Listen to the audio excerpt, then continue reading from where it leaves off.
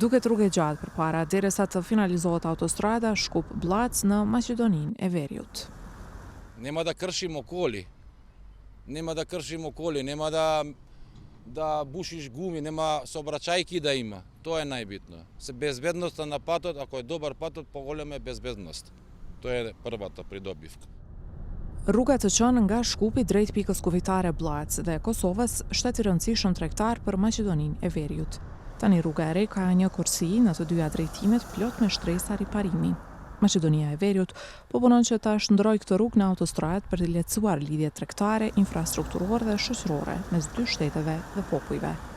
Për ta shpejtuar ndërtimin, autostrada është ndarë në dy segmente.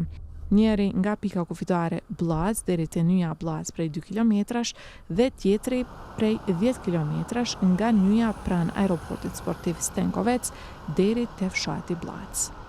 По 6 години од почетокот на работите, изградени се само 2 од вкупно 12 километри на автопатот Скопје-Блаце. Но и тие не можат да се стават во функција, затоа што завршуваат тука, на овој куп земја, зад кој има провалија, па и веќе изградениот дел не може да се поврзе со останатиот дел поради различно ниво на висината на патот. Për këtë arsye, rruga është mbyllur për qarkullim dhe ende nuk dihet si do të zgjidhet kjo çështje. Па видите, можно е да има измени. Веќе нашите екипи беа на теренот, погледа, имаше одредени проблеми кои што се јавуваат. Тие се констатирани, нотирани се и стручните служби размислуваат дали ќе одиме со проект, па потоа да бараме објава на изведувач кој што ќе го реализира тие проблеми кои што се настануваат. Projekti për fazën e dytë prej 10 kilometrash aktualisht është në fazën e vlerësimit nga Banka Evropiane për Rindërtim dhe Zhvillim. Sa do të zgjasë vlerësimi, nuk dihet. Deri më tani janë dorëzuar disa oferta, mirë po ato nuk publikohen për të mos ndikuar në përzgjedhjen e ofertuesit përfundimtar. Trajanovski thotë se dy segmentet do të hapen për përdorim si një e tërë pasi të përfundojë edhe faza e dytë e punimeve. Projekti për autostradën Shkup-Blac daton nga viti 2014, kur u shpall se një nga prioritetet për zhvillimin e infrastrukturës së shtetit. Ndërtimi i segmentit të parë filloi në vitin 2020 nga qeveria e atëhershme e LSDM-s dhe BTI-s. Ato e vazhdoi qeveria aktuale e VMRO-DPMNE-s, por punimet ende nuk kanë përfunduar. Kosova në anën tjetër e ka përfunduar pjesën e saj prej 65 kilometrash në vetëm 5 vjet. Autostrada Arpën-Gjaferi shtrihet nga Prishtina deri te kufiri i Kosovës me Maqedoninë e Veriut dhe është e qarkullueshme që 7 vjet. Од таа страна има многу убав автопат, од таа страна има многу убав автопат, а ние у средина дупка. Јас сум тука од дете, од 70 година летам на Стенковец на аеродром и го знам ова како расте со години. Ваков лош пат до сега никогаш не бил. Ministri i Maqedonas i Transportit Aleksandar Nikolovski e përshkroi këtë autostradë si më të shtrenjtë në Maqedoninë e Veriut.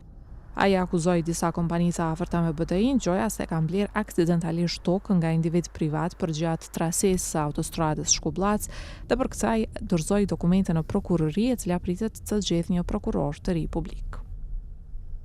Предпоставувам знаете, ако не знаете, прашајте кај претходниот директор на JPDP, од вашата политичка партија беше, дека тие 2 километри беа тендерирани на 14 милиони евра, ама на крај се платија 28 милиони евра.